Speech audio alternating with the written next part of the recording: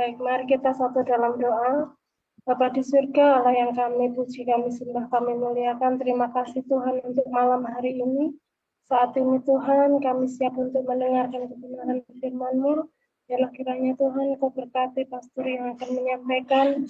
Dan biarlah Tuhan, Kau juga bukakan hati kami. Sehingga kami boleh menerima kebenaran firman-Mu. Di dalam nama Yesus kami berdoa. Haleluya. Amin. Terima kasih Bu Santi. Terima kasih Pastor.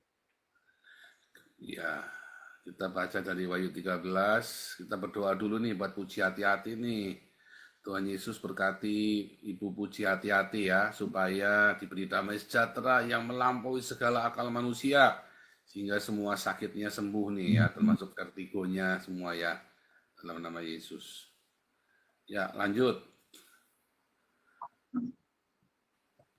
Ini berarti pakaian ya, pakaian, mana pakaian? Nyalakan mikrofonnya. Silakan Pak Kayan. Ya, Pak. Wahyu 20. Ya. Lalu aku melihat seorang malaikat turun dari surga, memegang anak kunci jurang maut dan suatu rantai besar di tangannya. Ia menangkap naga si ular tua itu, yaitu iblis dan Satan, dan ia mengikatnya 1000 tahun lamanya. Lalu melemparkannya ke dalam jurang maut dan menutup jurang maut itu dan memeteraikannya di atasnya, supaya ia jangan lagi menyesatkan bangsa-bangsa sebelum berakhir masa 1000 tahun itu. Kemudian daripada itu ia akan dilepaskan untuk sedikit waktu lamanya. Lalu aku melihat tahta-tahta dan orang-orang yang duduk di atasnya, kepada mereka diserahkan kuasa untuk menghakimi. Aku juga melihat jiwa-jiwa mereka yang telah dipenggal kepalanya karena kesaksian tentang Yesus dan karena firman Allah, yang tidak menyembah binatang itu dan patungnya, dan yang tidak juga menerima tandanya pada dahi dan tangan mereka, dan mereka hidup kembali dan memerintah sebagai raja bersama-sama dengan Kristus untuk masa 1000 tahun. Tetapi orang-orang mati yang lain tidak bangkit sebelum berakhir masa yang 1000 tahun itu. Inilah kebangkitan pertama. Berbahagialah dan kuduslah ia yang mendapatkan bagian dalam kebangkitan pertama itu. Kematian yang kedua tidak berkuasa lagi atas mereka, tetapi mereka akan menjadi imam-imam Allah dan Kristus, dan mereka akan memerintah sebagai raja bersama-sama dengan Dia 1000 tahun lamanya. Dan setelah masa 1000 tahun itu berakhir, iblis akan dilepaskan dari penjaranya, dan ia akan pergi menyesatkan bangsa-bangsa pada keempat penjuru bumi, yaitu Gog dan Magog, dan mengumpulkan mereka untuk berperang, dan jumlah mereka sama dengan banyaknya pasir di laut. Maka naiklah mereka ke seluruh dataran bumi, lalu mengepung perkemahan tentara yang akan orang-orang kudus dan kota yang dikasihi itu. Tetapi dari langit turunlah api menghanguskan mereka, dan iblis yang menyesatkan mereka dilemparkan ke dalam lautan api dan belerang, yaitu tempat binatang dan nabi palsu itu. Dan mereka disiksa siang malam sampai selama-lamanya. Lalu aku melihat suatu tahta putih yang besar, dan Dia yang duduk di atasnya. Dari hadapannya lenyaplah bumi dan langit, dan tidak ditemukan lagi tempatnya. Dan aku melihat orang-orang mati, besar dan kecil, berdiri di depan tahta itu, lalu dibukanya semua kitab. Dan dibuka juga sebuah kitab lain, yaitu kitab kehidupan. Dan orang-orang mati dihakimi menurut perbuatan mereka berdasarkan apa yang ada tertulis di dalam kitab-kitab itu. Maka laut menyerahkan orang-orang mati yang ada di dalamnya, dan maut dan kerajaan maut menyerahkan orang-orang mati yang ada di dalamnya, dan mereka dihakimi masing-masing menurut perbuatannya. Lalu maut dan kerajaan maut itu dilemparkanlah ke dalam lautan api. Itulah kematian yang kedua, lautan api. Dan setiap orang yang tidak ditemukan namanya tertulis di dalam kitab kehidupan itu, ia akan dilemparkan ke dalam lautan api itu. Demikian, Pak.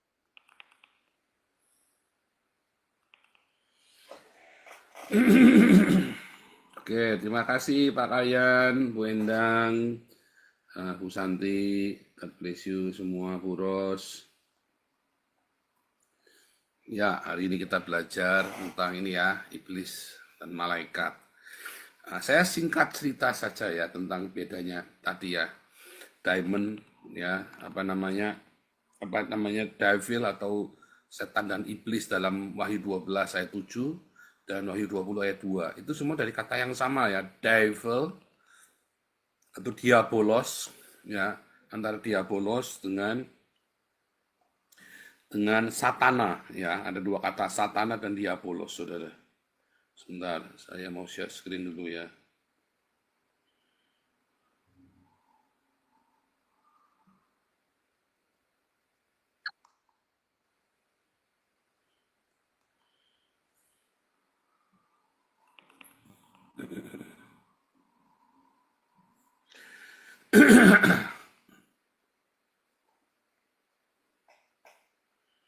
Ini dari kelas apologetik, Saudara ya. Cuman saya nggak panjang. Anda mau dapat lengkapnya nanti bisa ikutin kelas apologetik ya. Mana?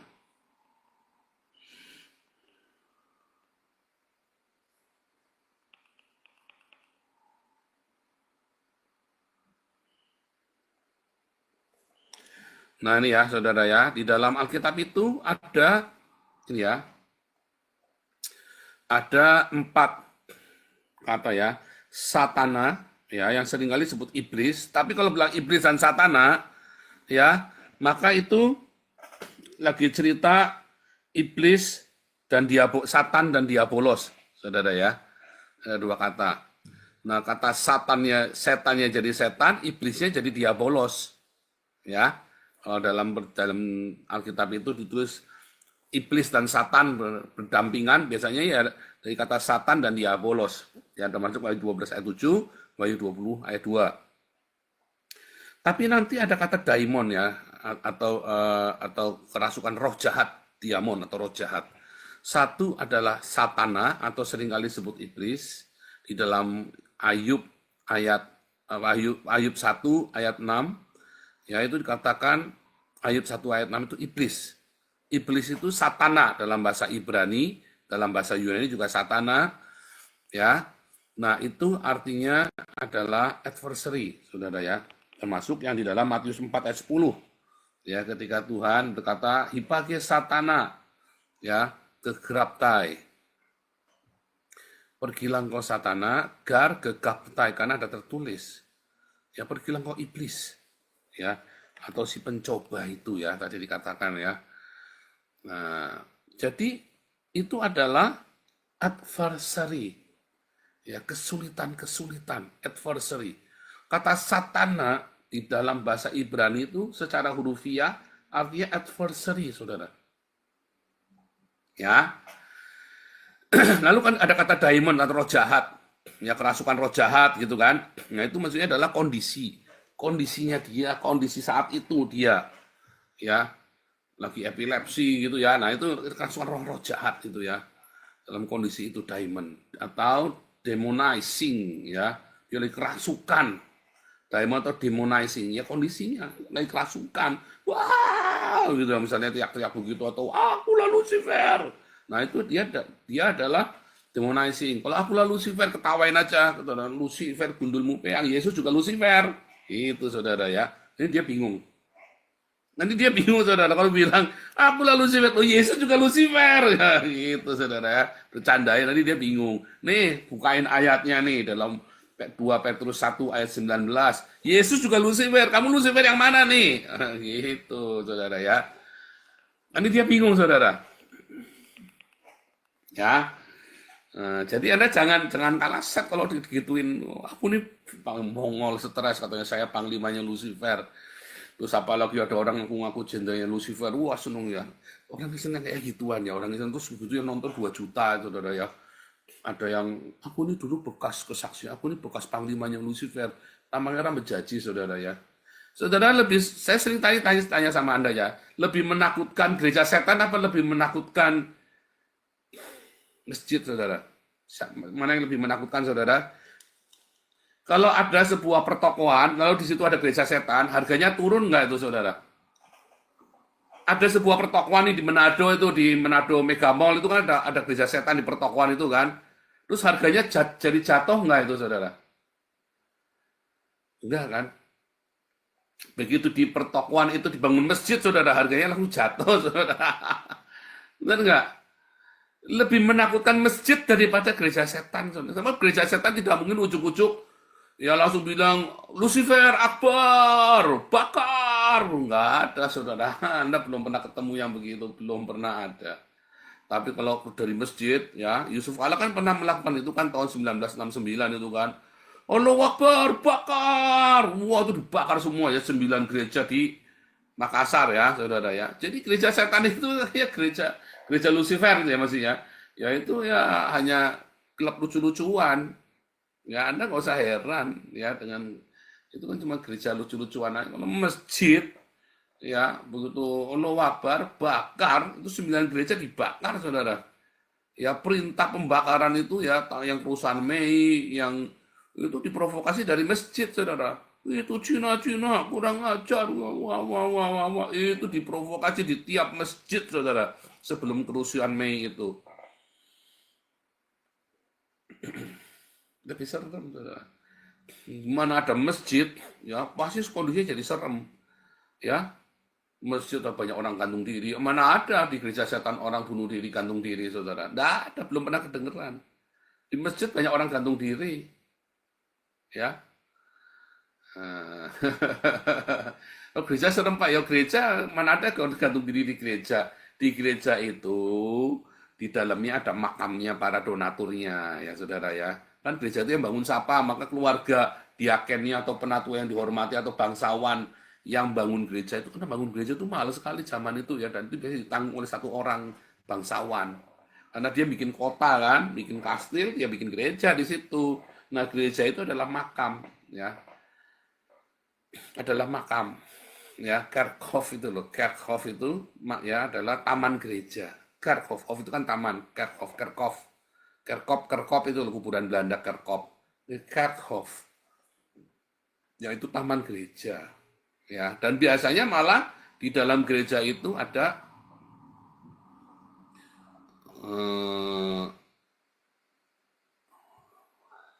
ini sebentar ya, ini saya nggak suka kalau ada transkripnya ya saudara ya. Stop ya.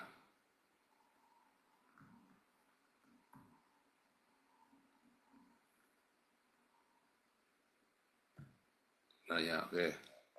Supaya jangan nyalakan AI-nya saudara yang jadi co-host, jangan dinyalakan AI-nya soalnya nanti kita kacau ini nanti tampilannya. Nah jadi Kharkov itu taman gereja. Di dalam taman itu ya orang dimakamkan. Kenapa? Supaya beristirahat dengan aman, tenang. Orang datang mengunjungi makamnya, indah semuanya. Tapi belakangan Kharkov itu nggak dirawat. Jadi kayak serem ya kan?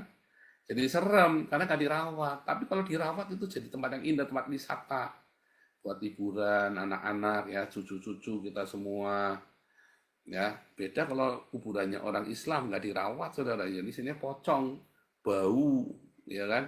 Kenapa bau bangkai? Karena nguburnya nggak dalam, terus nggak pakai peti, ya kan? Mengapa orang Kristen kubur di peti dulu, saudara? Karena supaya ketika membusuk baunya nggak langsung keluar. Kenapa di dalam kuburan Islam itu angker, baunya busuk, bau bangkai di mana-mana? Karena nguburnya nggak dalam, satu, kedua nggak pakai peti, dia langsung keluar, begitu busuk dia langsung keluar darahnya. Tapi kalau di dalamnya peti, dia kan pembusukan di dalam tubuh manusia kan sudah ada bakterinya, sudah ada bakteri pengurainya, cacing segala macam itu semuanya sampai habis, ya baunya tetap di dalam situ, pelan-pelan dia naik, saudara. Lalu bersamaan dengan petinya hancur, ya hancur pula badannya, ya. Kadang-kadang ada yang petinya kuat ya, nggak hancur ya, saudara ya. Itu ya, saudara, itu ceritanya. Anyway, saudara, kita balik lagi. Satan itu adalah adversary. Segala sesuatu yang negatif dalam hidupmu itu adalah adversary, ada di dalam Ayub 1 ayat 6, saudara ya, kata setan ya. Coba kita buka ya.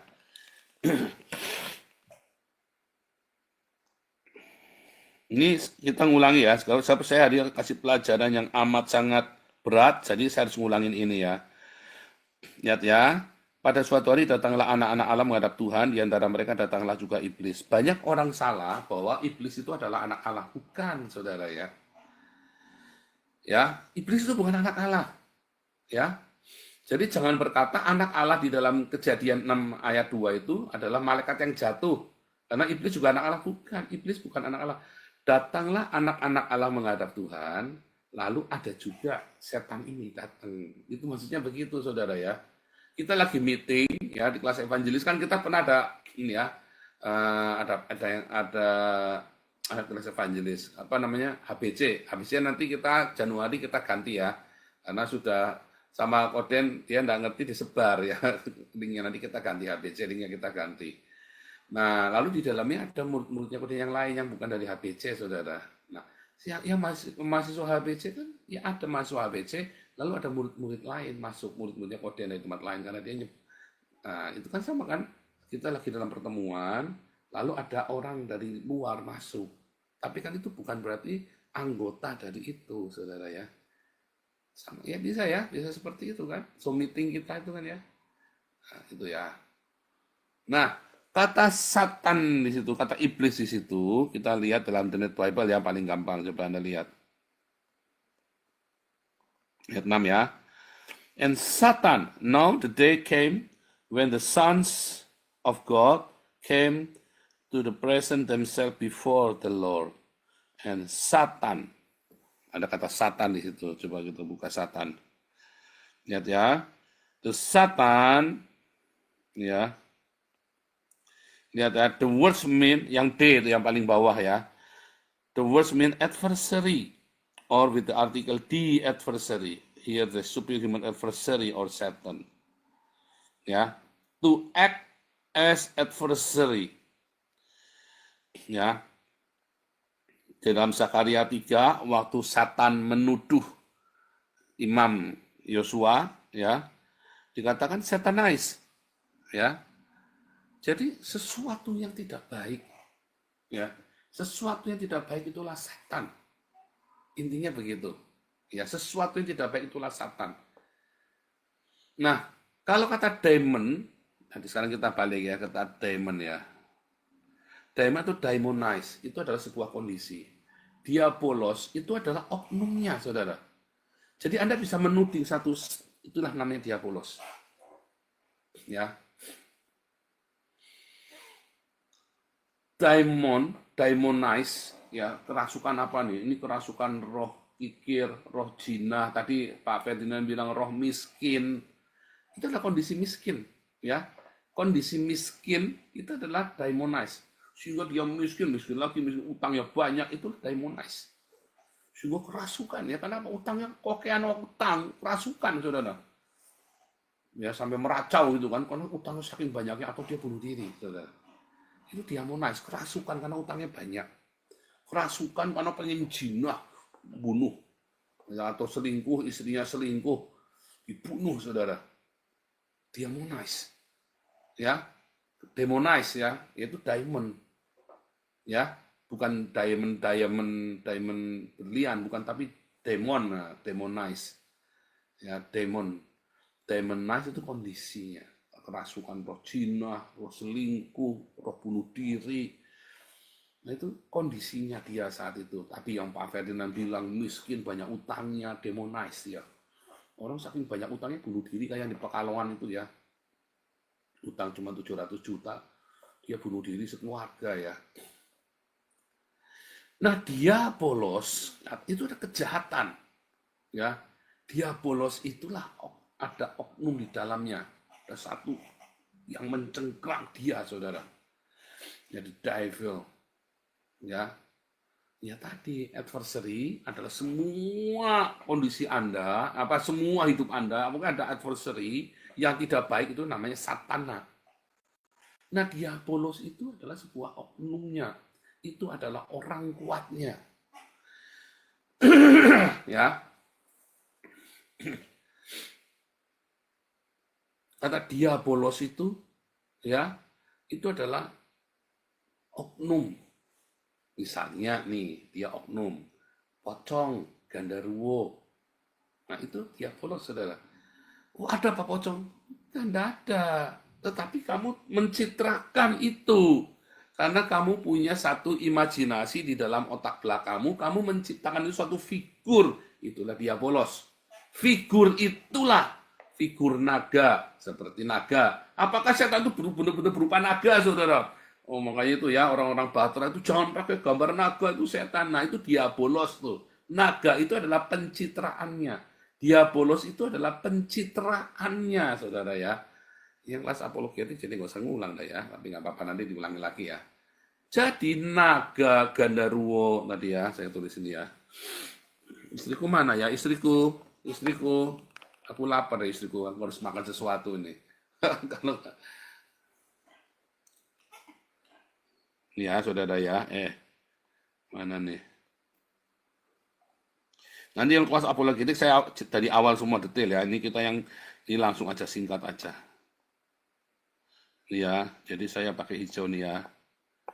Jadi kalau Satan ini adalah adversary, semua hal negatif, maka demonize ini, kondisi demonize, kerasukan. Ya, maka diabolos ini adalah wujudnya atau pencitranya, citra atau image. Seperti apa? Genderuwo, kuntilanak, apalagi saudara Dracula, naga, nah, termasuk dalamnya naga ya, ular, piton, apalagi pocong, tuyul, itulah diabolos, ya. Demonize itu kondisinya banyak utang, seks, apalagi saudara, rakus, serakah, ya, itu adalah diamond, Anda bedakan ya. Itu ya, saudara ya. Nah, maka diabolos tadi ya, demonize, diabolos tadi ya, genderuwo. Anda bisa lihat. Saya pernah lihat semuanya, pocong, genderuwo, tuyul, kuntilanak, 4 ini. Tapi saya nggak pernah lihat Dracula. Kenapa? Karena saya bukan kulturnya saya. Saya lahirnya di Indonesia, di Jawa. Tiap hari saya dengarnya kuntilanak, tuyul, pocong, genderuwo. Makanya ketika dalam kondisi saya yang paling drop, satana itu, saya mengalami satana yang luar biasa, ada diamond itu ya. Maka yang saya lihat, ya, dalam kondisi saya tidak karu-karuan itu ya, keluarganya saya berantakan, saya ya sendiri kayak kerasukan ya, kayak kerasukan saudara, saya dulu udah nggak takut apa-apa ya. senggol bacok apa langsung tedong kepalanya orang, tak todong sudah langsung kalap gitu. Mungkin aduh nggak enak banget ya, pokoknya itu tuh nggak enak ya. Anak-anak aja takut sama saya. Nah, kondisi Diabolus saya ngelihat wujudnya genderuwo. Genderuwo dalam hidup saya itulah roh intimidasi, saudara. Yang membesar, yang berusaha mengintimidasi saya, mencengkram hidup saya, itulah roh intimidasi. Genderuwo itu, saudara. Kuntilanak itulah roh perjinahan dalam hidup saya. Makanya saya melihat kuntilanak itu, saudara. Ya, tuyul itulah roh keserakahan, kerakusan, duit, korupsi ya, nipu apa segala macam. Tuyul itu, saudara. Ya, kalau kamu sering lihat tuyul, berarti kamu ada yang salah. Itulah roh korupsi, roh serakah, roh korupsi, roh nyatut, roh serakah. Itu nanti wujudnya kamu ngeliatnya tuyul, saudara. Siapa lagi nih? Waduh, this AI. Aduh, saya enggak. Ini siapa nih yang menjadi this AI nih? Aduh, jangan penjat. Ya, terus lagi ya, saudara ya. Terus apa lagi tadi? Pocong. Itulah kematian. Kamu pengen mati, saudara, pengen bunuh diri. Itulah kematian, saudara ya. Ya, jelas ya. Yang lain-lain itu ada penjelasannya. Itulah roh orang kuat. Sang Kuryang, apalagi saudara, Nyi Roro Kidul, itu orang kuat. Ya, Efesus 6 itu ya. Nah, Apollyon atau Abaddon itu adalah sebutan bagi dalam kulturnya orang di daerah itu, ya, di daerah Timur Tengah atau di zamannya di kultur Israel, Greek Yudeo, ya, Greko-Yudeo, ya, atau orang-orang Yunani Yahudi, ya, memandang Apollyon dan Abaddon adalah satu sosok yang paling hebat, yang paling jahat dari dunia orang mati, saudara. Dari kematian, ya, yang ada di dalam jurang maut. Keluarlah Apollyon atau Abaddon. Itu apa? Roh kenajisan, saudara ya. Destroyer, destruction. Perusak, saudara ya. Ya, destruction. Kehancuran. Iblis datang untuk mencuri, membunuh, dan membinasakan. Itulah Apollyon, Abaddon, destruction. Ya, nanti ada lagi Beelzebub. Sebub itu lalat, ya, El-Sebub, ya, Beelzebub dari kata Baal, ya, sang yang spiritual, ya, sang El, yaitu lalat, ya, lalat, dewa kenajisan, saudara ya. Kenapa? Dewa orang mati, di mana ada orang mati pasti ada lalat di situ kan, makanya Beelzebub, dewa lalat itu loh. Nah, di mana ada orang mati, itulah roh dewa orang mati, kematian, Beelzebub, ya. Tapi ada penghancur.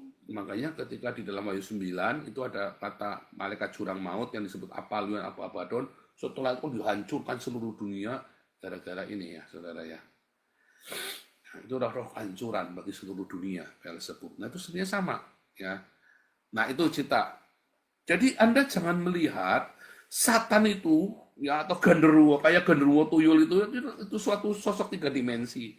Enggak. Bahkan genderuwo yang kelihatannya nyata itu, punya kamu bilang kamu ngelihat genderuwo, lihat kuntilanak segala macam, itu adalah bentuk dari alam yang mencitrakan, alam bawah sadarmu kemudian mencitrakan kondisi yang kamu rasakan itu dalam sebuah penglihatan, vision. Yang lihat cuma kamu, saudara. Atau orang yang terpengaruh dengan apa yang kamu cerita, kamu sama-sama ngelihat kondisi itu. Bisa ya, sama-sama ngelihat ya, bisa. Mengapa bisa sama-sama lihat? Karena saling mempengaruhi. Ya, kita secara ini sama seperti komputer, kita bisa connect ke komputer lain, lalu bisa tampilan di layarnya bisa sama kayak saya hari ini kan, ya, apa yang saya lihat di komputer 1, komputer 2 sama layar ini monitor saya sama. Ya, nah, ini saya tunjukkan ya.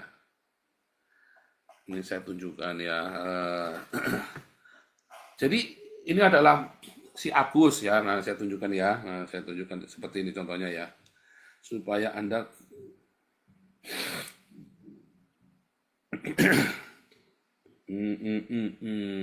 mana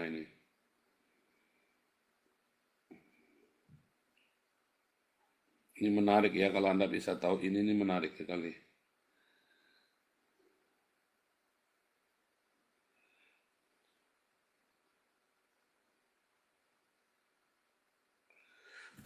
Ini saya masukkan.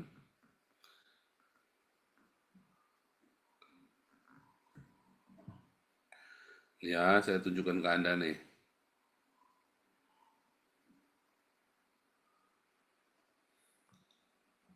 Supaya kebayang nih ya.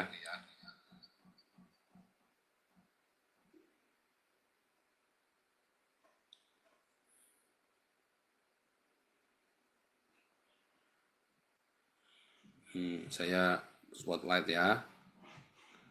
Lihat ya, sekarang ini kan lagi lihat saya nih Anda nih. Nah, ini kan.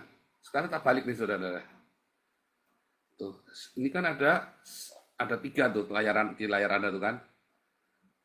Nah, maka si Agus yang sebelah kiri ini Agus. Ini si Budi. Yang di atas itu monitor itu adalah si Cahyo, saudara. Tiga-tiga bisa connect, bisa melihat genderuwo yang sama, saudara. Sama seperti komputer, karena otak kita itu sama seperti komputer. Mata Anda sama seperti monitor itu tampilannya. Si Agus, si Budi, sama si Cahyo, saudara. Bisa melihat hal yang sama, karena connect sama, neutralnya bisa sama. Dia mendapat frekuensi yang sama, saudara. Maka Anda bisa melihat genderuwo yang sama. Ya, kan? Nah, kunyang termasuk apapun ya, kunyang, leak, karena Anda mendengarkan cerita yang sama. Tapi Anda tidak mungkin ada orang bule melihat genderuwo yang sama dengan yang Anda lihat. Tidak mungkin, belum pernah ada, tidak mungkin, saudara ya. Kecuali kamu malamnya ceritain dulu tuh tentang genderuwo, dibikin suasana mencekam lah ini, dia mendapat banyak sekali frekuensi yang kuat ya tentang cerita genderuwo itu, saudara. Maka Anda bisa si orang bule ini datang ke Indonesia lalu mendapat cerita. Tapi nggak mungkin kalau orang bule ini nggak pernah tahu apa-apa tentang genderuwo, lalu dia cerita bisa mendapat cerita genderuwo yang sama dengan yang Anda lihat, saudara. Ya, paham ya, saudara ya? Nah, itu menarik ya.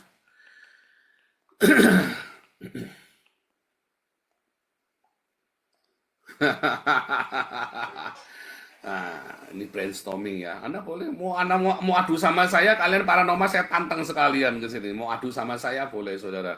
Mau Tony Daud, mau paranormal siapa yang terkenal di Indonesia, mau indigo manapun, ayo sama saya tantang. Udah saya adu semua ya. Saya sudah pergi ke banyak orang-orang yang katanya sakti, saudara ya. Saya tantang sekalian, saudara. Orang mau santet saya segala macam, wah nggak mempan, saudara ya. Oke? Masuk yang kedua, malaikat ya. Malaikat, saudara ya.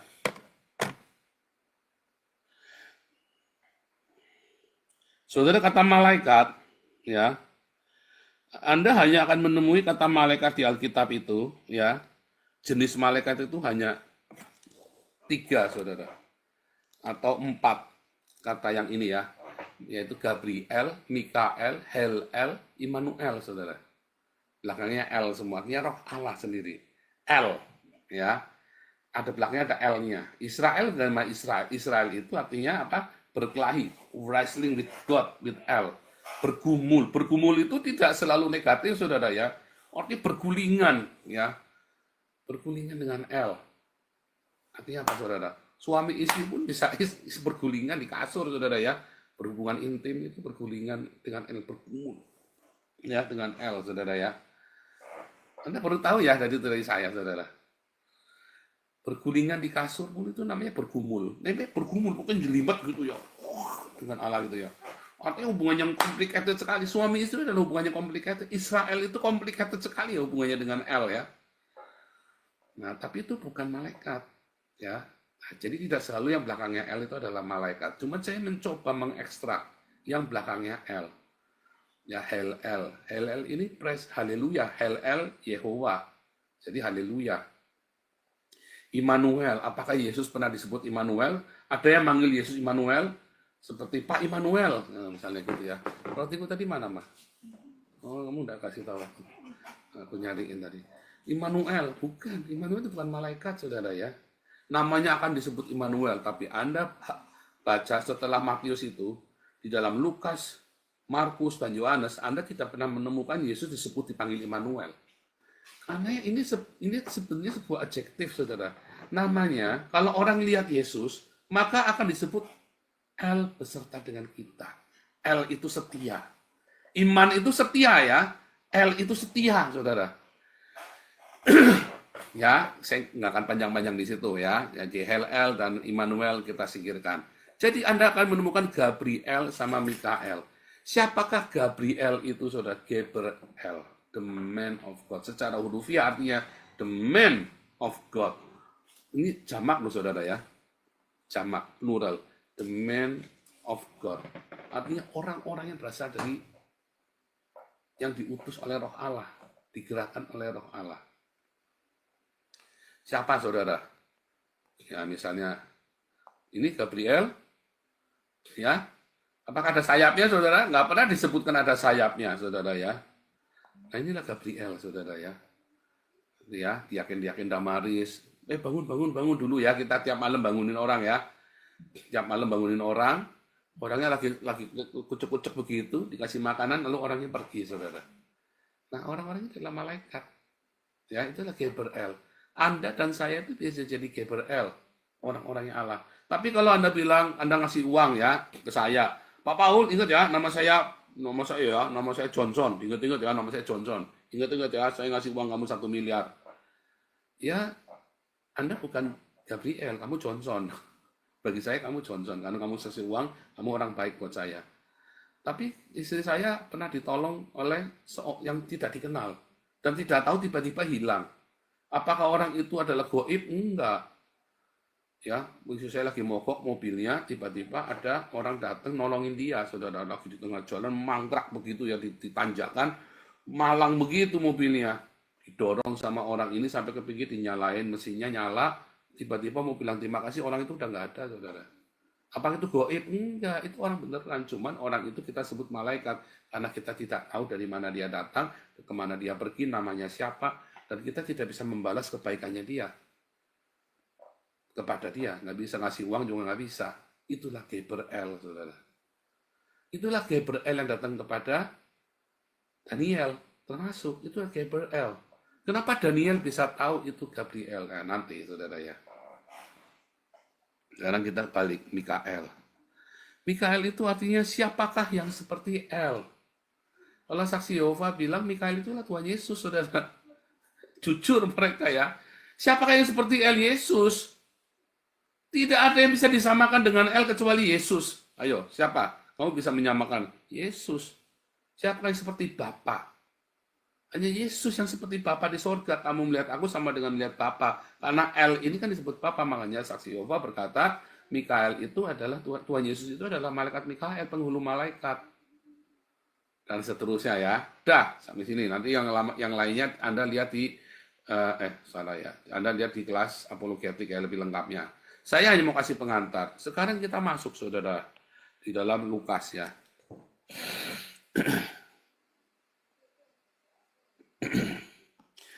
Di dalam Lukas tadi malam saya khotbah ini ya, saudara ya. Cuma saya nanti yang khotbahnya saya upload dalam bahasa Inggris, Indonesia, Belanda ya.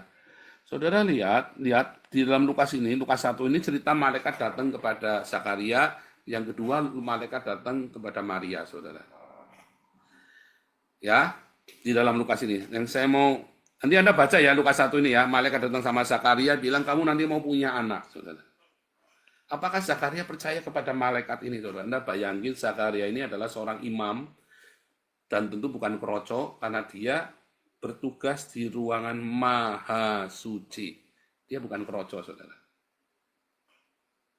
Ya, dia bukan kroco, dia bertugas di ruangan maha suci. Dia scholar, dia seorang sarjana Torah. Seorang imam yang bertanggung jawab. Udah tua, senior, saudara. Senior. Tiba-tiba ada malaikat di ruangan maha suci. Dia tahu nggak itu malaikat, saudara? Enggak. Jangan bilang itu narasinya seorang malaikat datang pada Zakaria. Tapi hari itu Zakaria tidak percaya bahwa itu malaikat, saudara. Buktinya Zakaria bisu. Iya kan? Buktinya Zakaria bisu. Setelah itu kamu akan bisu sampai anak itu lahir. Dikasih tahu, tiba-tiba ada orang nyelonong. Ketika di ruangan Maha Suci yang tidak boleh orang masuk dan dia entah sial entah beruntung, pokoknya hanya dia yang boleh masuk ke ruangan Maha Suci. Tiba-tiba dari dalam kegelapan itu nongol, jeling. Kaget nggak saudara? Terus dia ngaku dia malaikat.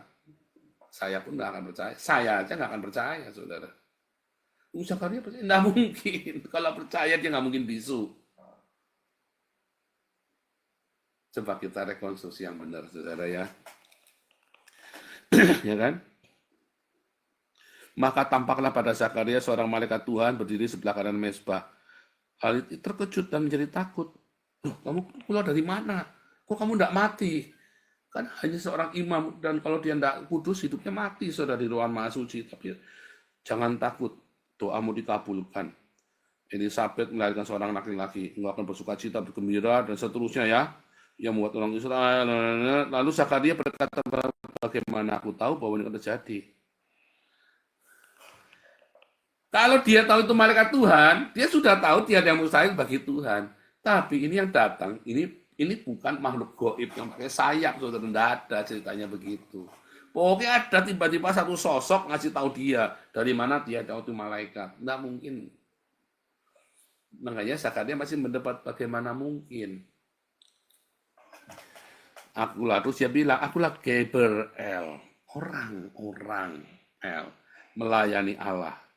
Dan aku diutus bicara pada engkau untuk menyampaikan kabar baik, untuk menyampaikan Injil kepadamu. Ya, jadi Injil itu bukan kepada Nabi Isa saja. Malaikat pun memberitakan kabar baik, Injil, Evangelion kepadamu. Sesungguhnya engkau akan menjadi bisu. Ya, karena apa? Engkau tidak percaya.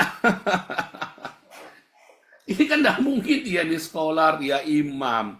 Artinya dia nggak percaya kalau orang itu malaikat. Sebagai tanda kamu dikasih bisu.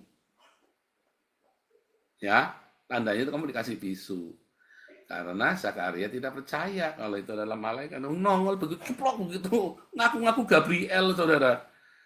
Ya, ini Pak Iman lagi doa di kamar ya. Tiba-tiba dari kamar itu, ya, muncul, saudara ya. Cuing. Pak David lagi doa di kamar. Tiba-tiba dari kolong keluar. Itu apa, saudara, yang ceritanya setan Korea itu? Gebukin Pak David. Tak jamin pertama Pak David kalau ambil tongkat digebukin itu, saudara, itu yang keluar. Ayo, tidak mungkin. Bu Santi ini ya lagi berdoa, hancur hati, tiba-tiba Sakdiah itu ya, hantu Eropa itu apa? Pertama ngambil pasti pentungan dulu, saudara. Nongol tiba-tiba di kamar ya. Tidak mungkin. Ya, ini Zakaria sarjana loh. Kamu tidak percaya, makanya kamu akan bisu. Supaya itu tanda, bukannya dihukum, bukan. Supaya kamu tahu. Dan nggak bisa ngomong, sehingga orang-orang tahu ini ketemu sesuatu nih di dalam nih. Baru kan setelah itu dia mikir, ini siapa ya? Baru dia mencerna, tapi hari ketemu brandnya kan nggak tahu dia, saudara. Terus, ya, terus ditanya nih, bulan ke-6 kehamilannya Elisabeth ya. Ini bukan ke-6 ngawali lagi dari Nisan atau dari Tisiri, bukan, tapi bulan ke-6 kehamilannya Elisabeth. Ya, karena ini kan nggak ada judulnya, aslinya kan nggak ada kan, aslinya kan daripada bulan ke-5, ya kan. Beberapa lama kemudian mengandung 5 bulan. Lalu bulan ke-6 kehamilannya Elisabeth, Allah menyuruh malaikat Gabriel lagi, Gabriel, ya, orang-orang dari Tuhan, orang-orangnya El, ya, pergi ke Galilea bernama Nazaret. Seorang perawan bertunangan dengan seorang bernama Yusuf dari keluarga Daud. Nama perawan itu Maria. Salam Maria, ya kan, terkejut, ya kan, engkau akan mengandung, melahirkan seorang laki-laki, hendaklah engkau menamai dia Yesus. Saudara, kalau misalnya ya, Anda punya anak gadis umur 15 tahun, ya saudara ya. Lalu gadis itu tiba-tiba perutnya melendung, saudara. Padahal ini rajin ke gereja, saudara ya. Rajin ke gereja, cinta Tuhan, berdoa sih, waduh, tiap malam saudara ya, sampai ada pusing itu pokoknya. Terus tiba-tiba perutnya melendung. Terus dia ngomong sama kamu, malaikat Gabriel tahun kemarin bilang saya akan hamil. Kamu akan bilang apa sama anak gadismu, saudara? Oh, haleluya, haleluya, puji Tuhan, akan bilang begitu. Ketokan kepala saya, saudara, nggak akan kamu ngomong itu. Kamu akan bilangnya apa? Jibril gundulmu peang. Benar nggak, saudara? Kamu akan bilang Gabriel gundulmu peang. Nggak mungkin, anakmu hamil ngaku-ngakunya tahun kemarin katanya ketemu sama Gabriel. Nggak mungkin, saudara. Tidak mungkin ketokan kepala saya kamu bangga, kamu bersuka cita, haleluya, anakku akhirnya doanya dijawab, hamil oleh Jibril menghamilkan Mesias yang akan datang kembali kedua kali. Nggak mungkin, nggak mungkin. Kamu pasti ngambil pentungan, saudara. Anakmu dipentung sama kamu, saudara. Kenapa siapa sing metengi kowe, nduk, nduk? Benar nggak, saudara? Ayo. Ini datang sama Maria. Zaman sekarang aja nggak mungkin, apalagi zaman itu, saudara. Ini aib besar, saudara. Lalu orang ini bilang sama Maria, Maria, Maria, kamu nanti akan hamil. Maria bilang apa, saudara? Haleluya! Enggak, saudara, mumet, saudara, enggak mungkin. Dia ngaku-ngaku, kau sopo. Bahkan kalau dia datang pakai sayapnya pun, ada sayapnya kelepak, terus bulunya jatuh gitu ya. Ini tandanya bulunya malaikat jatuh. Misalnya nih ada sayapnya, masalahnya nggak ada sayapnya. Kalau sayapnya pasti ditulis.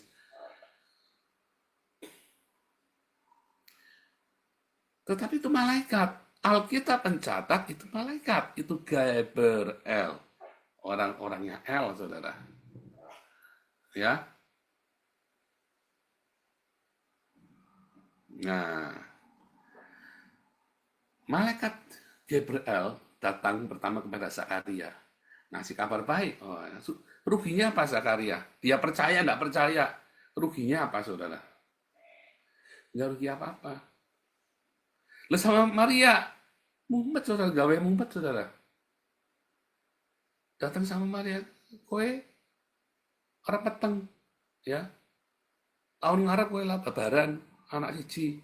Lho bapaknya sopo? Tetap nanya bapaknya sopo.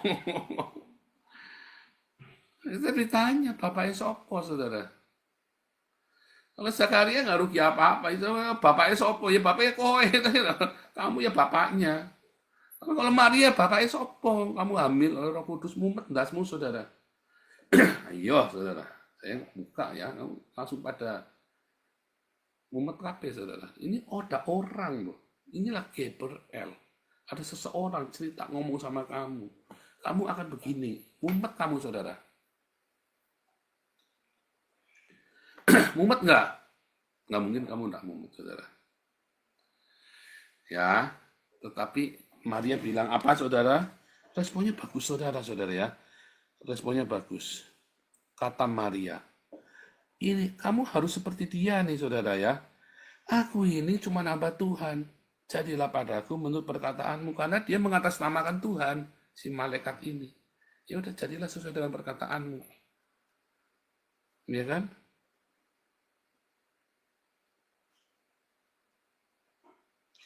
Ya, kata Maria, bagaimana mungkin hal itu jadi karena aku belum bersuami. Terus, sesungguhnya ini akan buat Tuhan. Tadi kalau si Zakaria bilangnya apa, saudara? Bagaimana aku bisa tahu sedangkan umurku sudah lanjut umurnya? Ya, sesungguhnya kau menjadi bisu dan dia berkata, karena kau tidak percaya. Ya, kalau Maria tadi hatinya penuh dengan penyerahan, ya udah nggak apa-apa, jadilah. Tetapi kalau Zakaria menentang, ya kan? Aku ini udah tua, bagaimana bisa hal itu terjadi? Bagaimana aku bisa tahu? Ya kamu kan jadi bisu. Zakaria seorang scholar, dia seorang imam, dia seorang yang mengerti Taurat, dia mengharapkan Mesias, dia orang yang saleh. Dia nggak rugi apa-apa, saudara. Dikasih tahu mau punya anak, nggak usah banyak protes, saudara. Tetapi yang Maria ini dikasih beban berat, saudara. Kau orang meteng, gak eneng bapak el. Kamu mau hamil nggak ada bapaknya. Ini bencana besar, saudara. Ini bencana. Kamu bayangkan anakmu tiba-tiba begitu, terus kamu mau gebukin, saudara. Nggak mungkin kamu bilang haleluya, puji Tuhan, teriak-teriak ngasih tahu tetangga kanan kiri. Kamu akan diem-diem saja, saudara. Cepat dikawinin. Atau ya sudah hamil, dilahirkan diam-diam di luar kota, dipulangin, sekolah tetap sekolah. Apalagi anak itu masih 15 tahun. Benar nggak? Nggak mungkin kamu suruh selamatan seluruh diundang, anakku dihamili oleh Jibril. Nggak mungkin, gundulmu peang, saudara. Kalau Anda bisa begitu, ketukan kepala saya. Bahagia, mumet, saudara. Ya, saya mau cerita apa dari sini, saudara? Itulah tentang malaikat. Ini malaikat loh, saudara ya. Ini malaikat. Saudara, malaikat yang pertama datang membawa kabar baik. Malaikat yang kedua, menurut saya itu bukan kabar baik sama sekali, saudara. Datang kepada, tadi pertama kan untuk memberikan kabar baik, ya kan? Ya kan? Mana nih?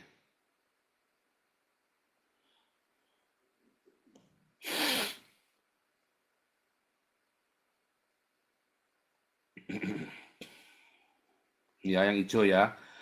Akulah Gabriel yang melayani Allah dan aku diutus bicara dengan engkau untuk menyampaikan Injil, menyampaikan kabar baik kepadamu. Tapi ke Maria gimana, saudara?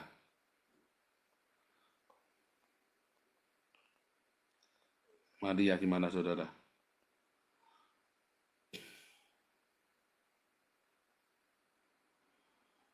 Engkau akan mengandung melahirkan seorang laki-laki, hendaklah kau nama dia Yesus. Ya.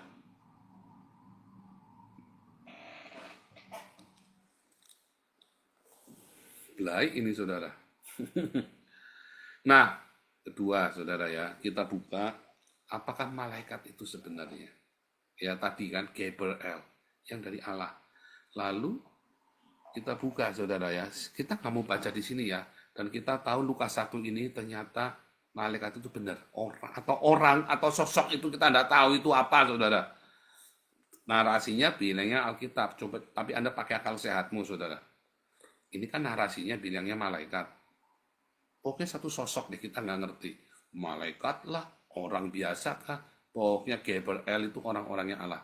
Sudah, nyatanya Lukas 1 ini happy ending. Ya, happy ending. Anaknya Maria, anaknya Yohanes, dua-duanya jadi orang yang luar biasa berpengaruh, walaupun mati muda dua-duanya. Tapi orang hebat dua-duanya, tidak membuat malu keluarga, saudara ya. Membuat bangga seluruh keluarga. Nyatanya baik pokoknya ya. Nah, sekarang kita lihat, saudara ya.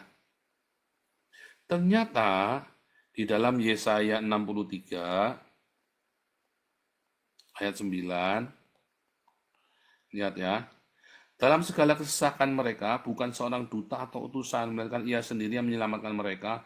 Saudara, ini terjemahannya amat sangat bias dari aslinya, saudara. Karena kepengaruh dengan doktrin gereja Indonesia.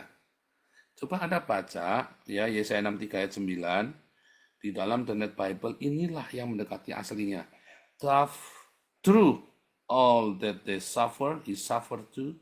The messenger sent from his very presence. Ya, kata the messenger from his very presence, the angel of his face, atau the angels, malaikat dari hadiratnya Tuhan. Artinya malaikat itu sebenarnya adalah hadirat Allah yang datang kepada kita, saudara. Apakah malaikat yang datang kepada kita itu, apakah hadirat Allah? Hadirat Allah itu datang dalam berbagai wujud. Malaikat Allah itu datang dalam berbagai wujud. Malaikat, the angel from his very presence. Angel itu, malaikat itu sebenarnya adalah hadirat Allah. Karena malaikat itu tidak diciptakan. Tidak ada di ayatnya di Alkitab malaikat itu diciptakan, saudara. Karena malaikat itu adalah asalnya dari hadirat Allah sendiri. Ya, malaikat itu adalah Allah sendiri, hadirat Allah sendiri, saudara. Hadirat Allah yang datang kepada umat manusia. Hadirat Allah itu bisa dalam bentuk orang, ya, seperti dalam Kejadian 18, ya, dalam Kejadian 18, ya.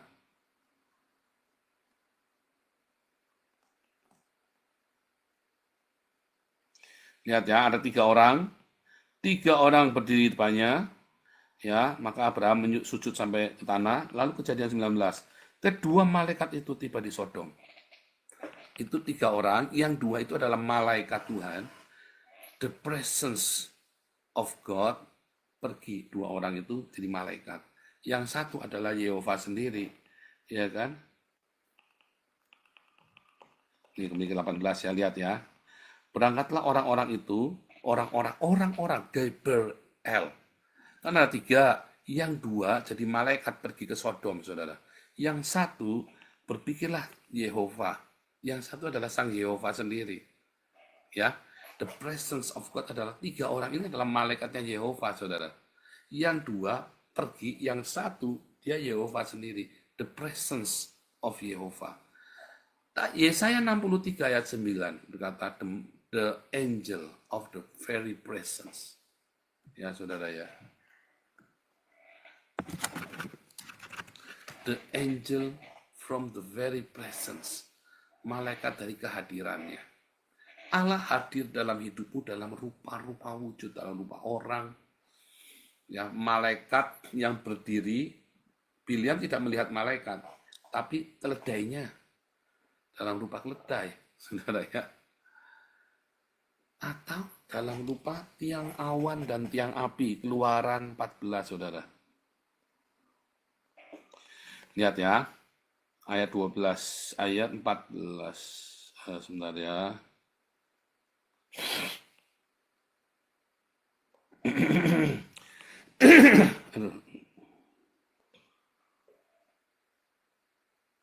Keluaran 14, nah ini ayat 19. Kemudian bergeraklah malaikat Allah yang tadinya berjalan di depan tentara Israel, lalu berjalan di belakang mereka, tiang awan bergerak dari depan mereka, lalu berdiri di belakang mereka. Itulah malaikat Tuhan, saudara. Malaikat Tuhannya muter di belakangnya, antara tadinya Israelnya di depan dikejar sama orang Mesir. Malaikatnya jalan di depan supaya mereka jalan ditunjukkan arahnya. Lalu begitu sampai di tepi laut, malaikatnya ke belakang, saudara, ke belakangnya Israel. Tiang awannya bukan cuma satu tiang loh, pindah ke belakang menjadi kegelapan, saudara. Ya, demikianlah tiang itu berdiri di antara tentara orang Israel dan tentara Mesir dan tentara orang Israel. Ya, karena awan itu menimbulkan kegelapan. Maka malam itu lewat sehingga yang satu tidak dapat mendekati yang lain semalam-malaman. Malaikatnya, tiang awannya pindah menjadi kegelapan, sebuah badai sehingga gelap, saudara. Tiang awan, tiang api itu, itulah badai. Ya, itulah badai, saudara. Ya, tiang awan itu dan tiang api itu adalah badai, saudara. Lihat ya. Anda tak kasih tahu nih, tiang awan ya. Tornado. Fire. Nah, ini saudara ya.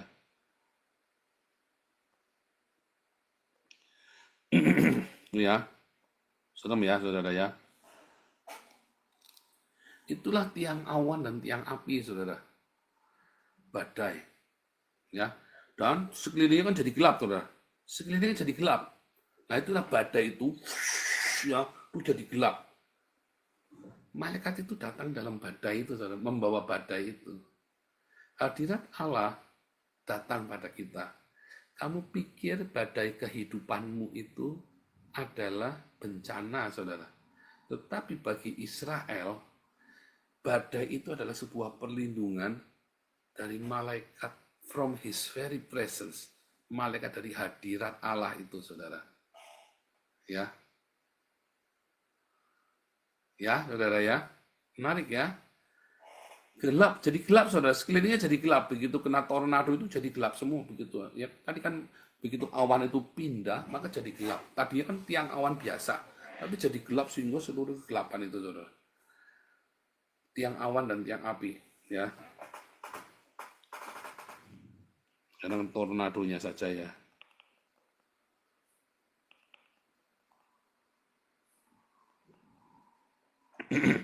Begitu ada tornado, saudara, maka semuanya jadi gelap. Tadinya gelapnya di atas, lalu tuh bisa turun ke bawah ya, saudara. Jadi gelap gulita. Ya, ya. Jadi badai dalam hidupmu itu yang kamu kelihatannya itu adalah badai, ya. Tapi itu ternyata adalah malaikat Tuhan sendiri. Nah, saudara, ketika Yesus ketika Yesus naik perahu sama murid-muridnya, itu kan terjadi badai itu. Terus murid-muridnya panik, guru, kita tenggelam, kita tenggelam. Yesus yang bangkit, badainya dihardik, muridnya dimarahin, saudara.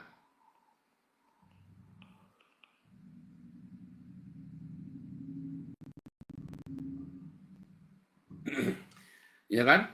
Badainya dihardik, saudara. Muridnya dimarahin, di mana imanmu? Sampai kapan aku harus bersama denganmu? Dan 2 kali terjadi badai itu. Dimarahin dua-duanya.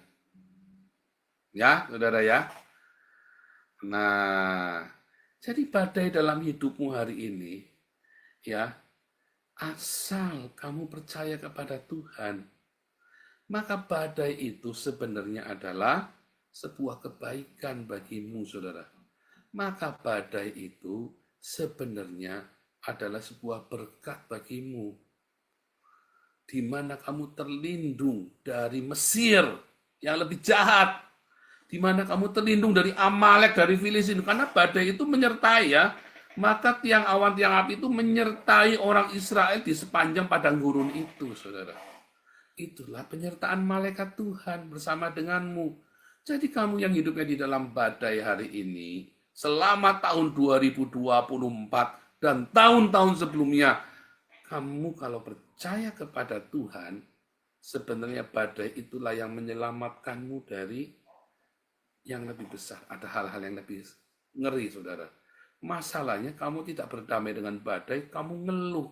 Kayak orang Israel dilindungi dari orang Filistin, orang Amalek, dari orang-orang jahat itu, tapi dia ngeluh, bersungut-sungut. Makanya nggak nyampe-nyampe. Perjalanan hidupmu tuh nggak nyampe-nyampe, karena kamu bersungut-sungut. Kamu jalan sama malaikat Tuhan, dilindungi dalam badai, tapi kamu ngeluh, saudara. Ya, ya, saudara ya.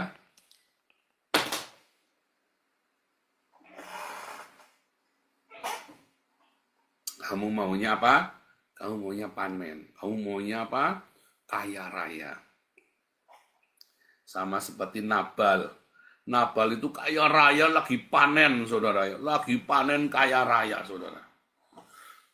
Lalu Abigail cerita, ya, bahwa dia bawa makanan buat Daud. Langsung Nabalnya mati. Cedok. Lagi mati, saudara. Kayak Yesus pernah cerita ya, orang kaya yang bodoh.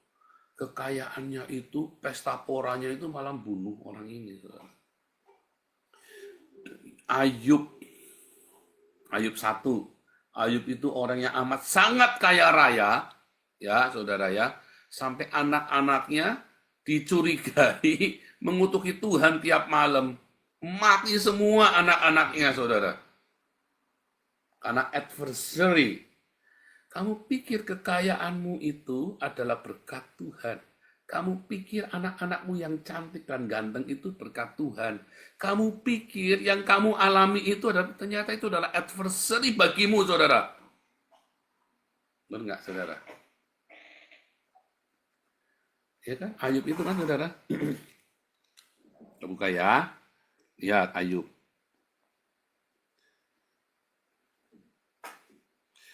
Tujuh anak laki-laki, 3 anak perempuan. Anaknya yang laki biasa mengadakan pesta, ya kan? Ya kan, mereka diundang makan untuk makan dan minum. Maksudnya mabuk-mabukan ini, saudara ya, bukan cuma minum. Kalau cuma minum kopi mah nggak cerita makan dan minum. Kalau cerita makan dan minum itu benar-benar pesta pora ya. Setiap kali apabila hari-hari pesta berlalu, Ayub memanggil mereka, menguduskan mereka keesokan harinya. Pagi-pagi bangunlah Ayub mempersembahkan korban makanan sejumlah mereka, sebab pikirnya Ayub, mungkin anak-anakku berbuat dosa, mengutuki Allah dalam hati, saudara. Lalu itulah adversary katanya. Lalu ayat 6-nya itulah adversary, saudara. Itulah satana. Ya, itulah satana. Anaknya mati semua, saudara. Pada suatu hari anaknya laki-laki perempuan makan minum anggur di rumah yang minum anggur, makan dan minum anggur. Jadi bukan cuma minum-minum biasa. Di rumah saudara megang sulung datanglah seorang pesuruh datang sedang lembu sapi membajak, ya seorang seba merempasnya, ya. Kemudian apa saudara? Api menyambar dari langit membakar habis kambing domba, ya, menyerbu unta-unta. Ya, anak-anak tuanya laki-laki perempuan lagi makan minum anggur, rumah yang sulung tiba-tiba angin ribut bertiup dari seberang padang gurun, rumah itu dilandanya dan mati semua saudara. Mati semua. Bahkan istrinya pun ngutukin saudara. Istrinya pun akhirnya ninggalkan Ayub. Segala yang kamu miliki, yang kamu pikir itu adalah berkat Tuhan. Tetapi ya, kamu tidak melakukannya dengan bijaksana. Harusnya Ayub tegur anak-anaknya, saudara. Maka itu menjadi bencana, menjadi satana dalam hidupnya Ayub. Itulah satana dalam hidupnya Ayub, saudara. Termasuk orang kaya yang bodoh itu yang mati. Lagi panen pesta pora malah mati. Jadi kekayaan itu malah merenggut hidupmu. Kekayaan itu malah semua yang kelihatannya baik-baik saja malah menjauhkanmu dari Tuhan. Itulah satana, saudara. Hari ini Eropa kelihatannya semuanya baik-baik saja, tetapi direnggut dari Tuhan hidupnya orang Eropa. Itulah satana, saudara. Tetapi ketika orang-orang dipersekusi, dianiaya, lalu mereka cari Tuhan, itulah malaikat Tuhan. Persekusi aniaya itu yang kelihatannya nggak baik, menurutmu, kemiskinan yang membuat kamu datang kepada Tuhan, menurutmu, maka itulah angel, itulah malaikat, the angel of his very presence. Umur 12 tahun, saya habis dibaptis. Saya hidupnya takut sekali bikin dosa, saya berdoa sama Tuhan. Bahkan umur 12 tahun saya puasa ya, saya saking takutnya. Saya bilang sama Tuhan, Tuhan, tolong kalau aku sampai meninggalkan Tuhan, paksa aku kembali kepadamu Tuhan. 12 tahun, saya ingat sekali doanya saya setiap malam seperti itu ya saudara ya. Suatu ketika saya tinggalkan Tuhan umur 36 tahun saudara. Sampai umur 40 tahun saya tinggalkan Tuhan. Tuhan paksa saya kembali kepadanya dengan peristiwa yang mengerikan sekali saudara. Yang kalau saya cerita kepada Anda getek-getek, saya nggak bisa cerita semuanya. Tapi orang tertentu yang dekat dengan saya bisa cerita. Itulah the angel from his very presence, badai dalam hidup saya 4 tahun yang mengerikan itu, saudara. 4 tahun yang mengerikan dalam hidup saya itu yang mengembalikan saya kepada hari ini, the path. Kepada track yang saya lagi, saudara. Itulah malaikat Tuhan. Ya, saudara ya. Tahun 2024 ini, ya jadikanlah badai hidupmu itu, ya adalah malaikat from his very presence. Nanti tanggal 31 kita akan bacakan nubuatan-nubuatan untukmu, saudara ya. Malaikat from his very presence, ya makanya kita Yesaya 63 ayat 9 ayat mas kita untuk tahun 2025. The angel from his very presence, ya saudara ya. Ada malaikat Tuhan yang menjaga kita, ya dalam rupa badai, dalam rupa angin, tiang awan, tiang api, tornado dalam hidupmu, saudara. Jangan takut, saudara. Sampai kamu ke tanah Kanaan, ya. Saudara, tetapi berkat-berkat yang kamu terima, supaya jangan jadi satana, supaya jangan jadi setan.